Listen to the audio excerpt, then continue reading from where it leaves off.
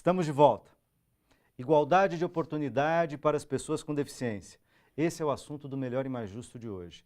Para essa conversa estão aqui comigo Mariane Pinotti, secretária da Pessoa com Deficiência e Mobilidade Reduzida do município de São Paulo, e Flávio Henrique de Souza, presidente do Conselho Nacional dos Direitos da Pessoa com Deficiência. O Estatuto da Pessoa com Deficiência ultrapassa as questões que envolvem barreiras físicas, vai além, a gente já falou disso aqui. Mas eu queria também ouvir sobre este assunto Antônio José Ferreira, secretário nacional de promoção dos direitos da pessoa com deficiência. Vamos ouvir. Ele traz uma conceituação nova e um novo paradigma acerca da conceituação da deficiência, em que considera como elemento fundamental e importante as barreiras existentes no ambiente, barreiras essas que impedem, né, aquilo que eu falei de equiparação de oportunidade das pessoas com deficiências de mais pessoas, inclusive estabelecendo que o país tem 2 anos para implementar e estabelecer os novos parâmetros de valoração e classificação das deficiências, que é uma coisa muito mais social do que simplesmente o modelo que nós temos hoje, que ainda é um modelo meramente médico. Então, uma pessoa com deficiência vai ser vista e vai ser considerada sua deficiência muito mais pensando naquilo que está no ambiente que impede que ele tenha acesso a tudo que as outras pessoas têm, do que mesmo na questão orgânica, naquilo que lhe falta no corpo ou que lhe sobra no corpo, enfim. Como eu tinha prometido, eu vou devolver a palavra para a Mariane, mas vou aproveitar a dica do Antônio José, na medida em que ele diz, olha, o Estatuto, e na verdade acho que as novas políticas públicas, o Viver Sem Limite, etc., trazem o que ele chamou de novos paradigmas, né? Mas trazem certas concepções que não são as mais comuns ou medicalizadoras apenas, ou apenas técnicas, digamos, né? Supõem uma mudança de cultura, uma ideia de acolhimento e de trabalho com a diferença. E eu queria ouvir a Mariane em relação a como que essas coisas que foram formuladas em nível federal, como que elas acontecem aqui na ponta onde está cada um de nós, né? Cada cidadão na sua cidade, enfim, em São Paulo, a maior cidade do país, como é que essas coisas reverberam, como vocês têm se organizado e como pensam em responder, inclusive a metas, como a que o Antônio José se referiu. 2 anos. Né? Eu acho que eu queria voltar um pouquinho na fala do Flávio, do bloco anterior, que eu achei que foi um presente para a gente, né? Essa história tão bonita de luta das pessoas com deficiência que gerou tudo isso que a gente está vivendo agora, inclusive a própria lei brasileira da inclusão, né? Se não fossem mães de pessoas com deficiência, familiares e as próprias pessoas com deficiência levantarem essa bandeira, né? Há 100 anos atrás, né, Flávio? 100 anos atrás, as pessoas com deficiência estavam vivendo separadas da sociedade, completamente. A gente, infelizmente, né? completamente, não tinham direitos como cidadãos, né? Enfim, então o avanço foi muito grande. A gente não pode, enfim, temos que avançar muito mais, mas não podemos esquecer o avanço que foi causado pela luta das próprias pessoas com deficiência e das suas famílias. Eu gostei muito da tua fala, vou adotar, viu, agora. Não, mas não pode perder essa história, né? É muito importante. Fundamental, né? Voltando à questão das políticas públicas, acho que o Antônio José, nessa fala dele, coloca a questão da funcionalidade, né?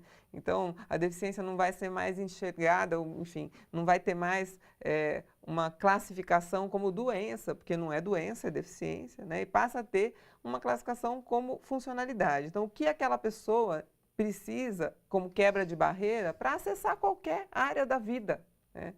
Seja política pública ou não, né, privada, né, ela precisa de algumas adaptações, né, para que ela possa viver plenamente na sociedade. Eu acho que isso o Estatuto de adaptações técnicas, tecnológicas, e precisa de adaptações atitudinais por parte da sociedade. Né? Passa por isso também. É a chamada psicossocial, né? Não é a avaliação médica como a Mariane colocou, né? A gente não vai... Se baseando inclusive na CIF, né? Na classificação eu acho que é uma internacional grande de funcionalidade, e não mudança, na CID, né? E não na CID. Quer dizer, classificação internacional de doenças. Pensem, por exemplo, a CID está escrito lá, tetraplégico. O tetraplégico, ele pode não mexer nada do pescoço para baixo, mexer só os olhos, inclusive não falar.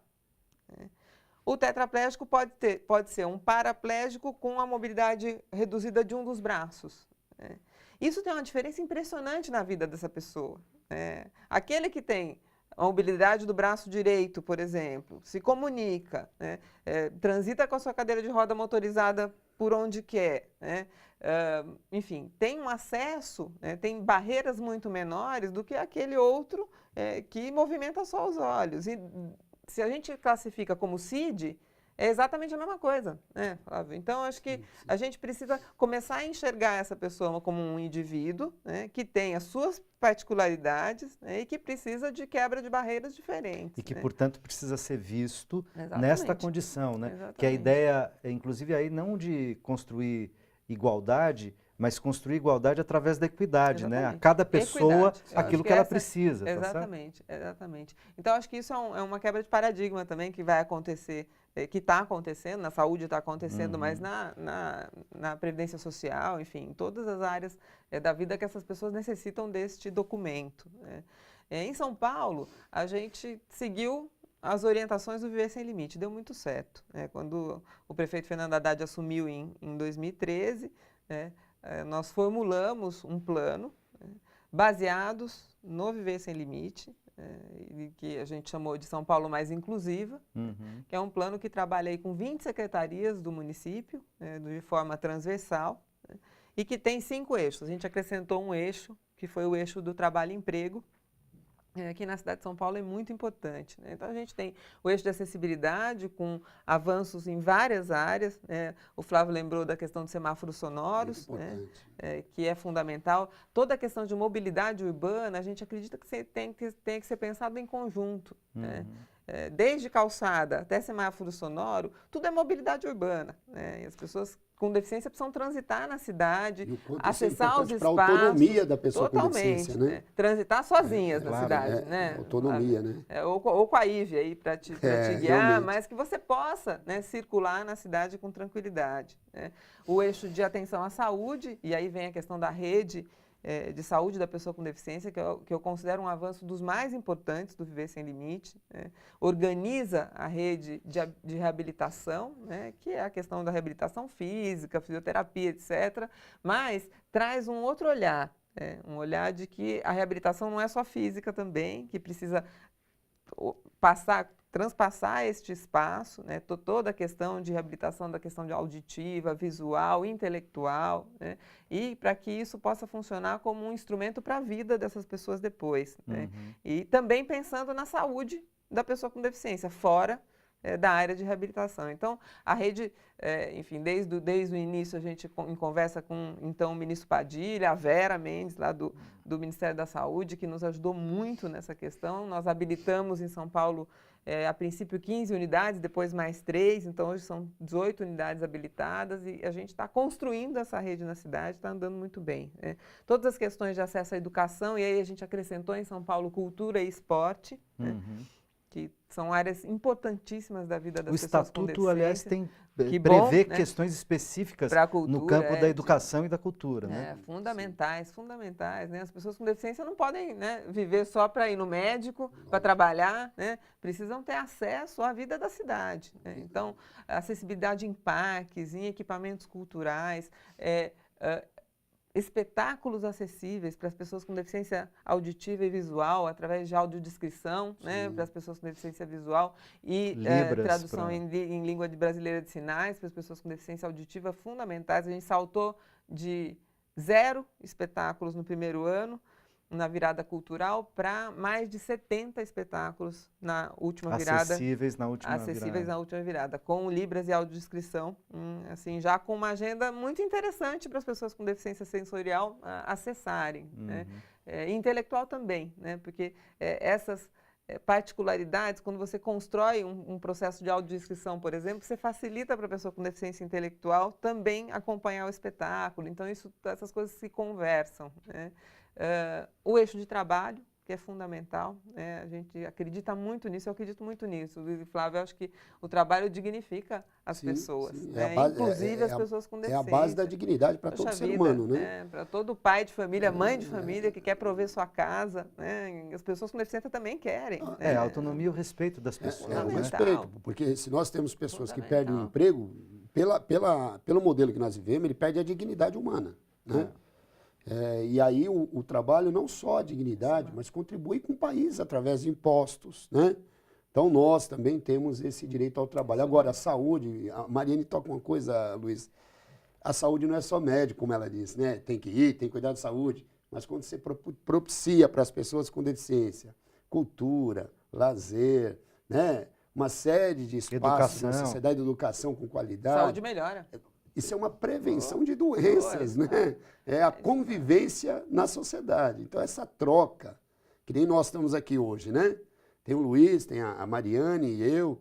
A Ive, né? A equipe. Essa troca de experiência é que nos faz melhor. É o que nos faz combater a discriminação, né? Então, isso é não a segregação, né? É isso mesmo. É todo mundo junto e misturado, né? Como diz os jovens, né? Junto e misturado. As questões de educação, hoje em dia, a cidade de São Paulo hoje tem 19 mil crianças com deficiência na rede regular de ensino.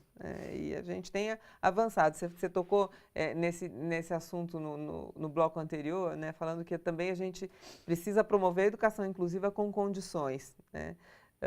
Eu te diria que a gente está avançando nas condições agora. Né? O movimento de trazer as crianças com deficiência para a rede regular de ensino aconteceu, tem que continuar acontecendo, porque ainda tem 30% fora, né? A gente precisa trazer todas, né? E aí fazer o ajuste fino, né? E melhorando cada uma das escolas. Isso é um movimento que na cidade vem acontecendo, né? O Flávio teve uma escola semana passada, mas eu tenho visitado uma por semana. E visto e vivido assim, experiências incríveis, de professores, dos próprios alunos, né, criando formas de inclusão para aquela criança que não fala ou para aquela criança que não consegue se comunicar. Não, tia, eles falam para mim às vezes, não, tia, mas ele quer agora que você vá perto dele. Eles acabam se entendendo, né? E a criança é muito boa para isso. Então a gente tem que confiar nessa inclusão. Eu tenho certeza que as pessoas com deficiência daqui 30 anos, né, vão ter uma história muito diferente porque participaram da educação inclusiva. Do que aquelas de 30 anos atrás. Na verdade, nós estamos formando uma nova geração com um novo conceito. É a chamada mudança de cultura para um mundo melhor. O preconceito não está na cabeça das crianças, está na cabeça dos adultos que colocam, olha, filha, você não pode brincar com aquela criança. Né? Olha, você não pode ficar perto daquela criança. Então, criança não tem preconceito. Preconceito está na cabeça do adulto. E para isso, esse calabouço de leis, de direitos, né, de estatuto, convenção, vem justamente para a gente melhorar um pouco e quebrar esse tabu do preconceito. E não tem preconceito, né? Nem num sentido nem no outro. Né? Outro dia eu ouvi numa escola, que foi uma experiência interessante também para mim, né? Eu fui conversar com a criança com deficiência. Era uma menina em cadeira de roda, simpática e tal, e eu fui para falar com ela. E tinham vários em volta. E aí eu falei, tira uma foto comigo. As outras olharam e falaram assim, por que você vai tirar uma foto com ela? A gente também quer, não, sabe? Enfim, por que ela tem esse direito e eu não? Né? Então, acaba com aquela história do coitadinho, do que a gente tem que ajudar. Não, entre crianças não tem assistencialismo. Briga porque se ela tiver que brigar, ela briga, não tem problema. Briga porque é o lápis mais bonito, é meu, né? E vai ter que disputar pelo lápis, né? Isso faz parte da vida, né? Aquela vida construída na instituição, né? Separada de todo mundo, de certa forma protegida, lógico, mas protegida também da coisa boa da vida, né? Protegida também da mistura, protegida também das trocas e das interações, né, humanas que são tão fundamentais para todo mundo. E toda essa política, Mariane e Luiz, muda conceitos, muda cultura. Eu me lembro, eu perdi a visão aos 14 anos, as senhoras amigas da minha mãe, em vez de perguntar para mim, você não enxerga, perguntar para minha mãe, mas ele é cego? Né? Ele não vê?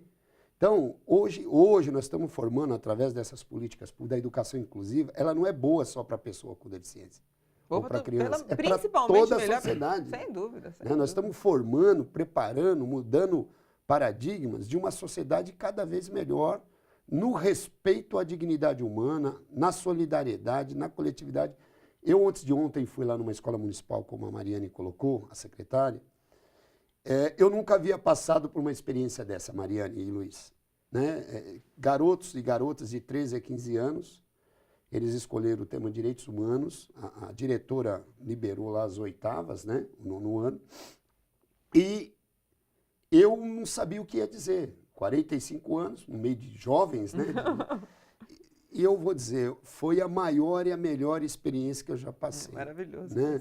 perguntas objetivas, perguntas no sentido de Diretas. de mudança, né? Como é que eu pensava, o que tinha que ser feito para mudar, como é que eles poderiam ser solidários aos colegas com deficiência na escola.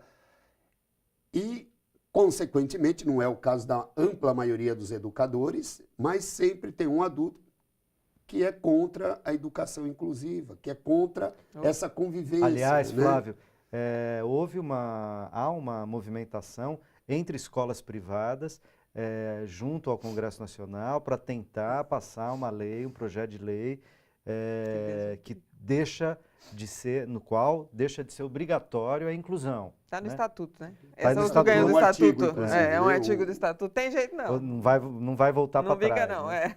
Mas a gente tem que ficar atento, né? Muito, Para muito. não deixar retroceder. Né? Olha, eu acho que não é só atento, Luiz, Mariane. Nós, o CONAD, já pedimos, na última reunião do Rio de Janeiro que fizemos lá por conta da Olimpíada, Paralimpíada, né?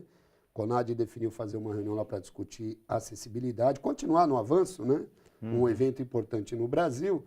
Lá nós tiramos que o CONAD vai acompanhar também, e aí nós pedimos aos conselhos municipais, estaduais, à sociedade como um todo, a mobilizar contra. Existe um processo de inconstitucionalidade, precisamos falar sobre isso, né, da Associação Nacional das Escolas Privadas, Sindicato Patronal, né, para que as escolas privadas desobriguem, né, a cumprir.